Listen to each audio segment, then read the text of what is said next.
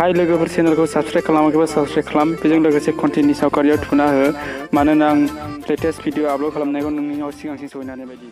हाय friends welcome बेक माय YouTube channel creator देरहा।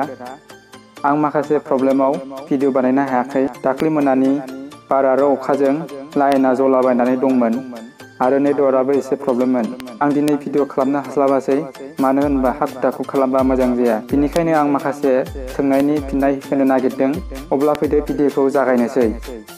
गिबियावनो सोंदों फानि भिडिअआ मोनसे भिडिअ बानायबाय डेटा 0 MB जों इउटिउब 24 घन्टा नायनो हानायनि। हाहाहा मोजां कमेन्ट होदों भाई। नाजागोन आं जेसे हायो एसे, नाथाय एसे गोब्राब जानो हागौ बेबायदि भिडिअखौ एबा आदबखौ आं खालामनांगौआ।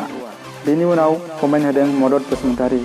बियो बुंदों हानाया जादों नाथाय खाथायाव लिरनानै मुखास्थ बायदि खोनादों। बे बाथ्राया थारैनो सैथो। जों जिखिजाया डाइरेक्टर क्रिएटर्सफ्रा माखासे पइन्टखौ खाथायाव लिरनो गोनां जागोन। माखासेखौ गाव गावनो निजा बुंगोन, माखासेखौ गोसोआव लानानै बुंगोन। जाय भिडिअ बानायो बिसोर मोनथिगोन। बिनि उनाव नेक्स्ट कमेन्ट होदों भइस बड'। बियो बुंदों नोंना चेनेला मनेटाइजेसन अन जादोंना आदा? औ जाबाय भइस बड'। आंना 3 जुलाइनियावनो मनेटाइजेसन अन जादों। आंनि चेनेलखौ इउटिउबआ गनायदों। देरहासार नार्जारिया होनदों आदा बे भिडिअखौ बन्द खालामबा मोजां जासिगोन नामा? गोदान फैनायखौ भिडिअ आगारदो। बे कमेन्टआ नैबे भिडिअमोन। देरहासार फंबाय, नोंथाङा मिथिया जानांगौ माला आपल'ड खालामदों, माला थारिखआव। बिनि थाखाय नोंथाङा भिडिअनि डिसक्रिपसनाव नुगोन मा थारिखआव आपल'ड खालामदों। बे आपल'ड खालामखांनाय भिडिअखौ डिलिट खालामब्ला जोंनि चेनेला खहा जानो हागौ।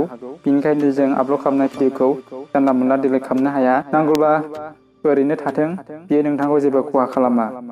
जोबथा सोंनाय आरो जोबथा दुखु बायदि मोननाय बेनो जाबाय जोंथिमा दैमारिया बुंदों नोंना जेबो खामानि गैया नामा? बेफोरनि अनगा सानफ्रामबो मबाइल नेट जागौमोन खोमा।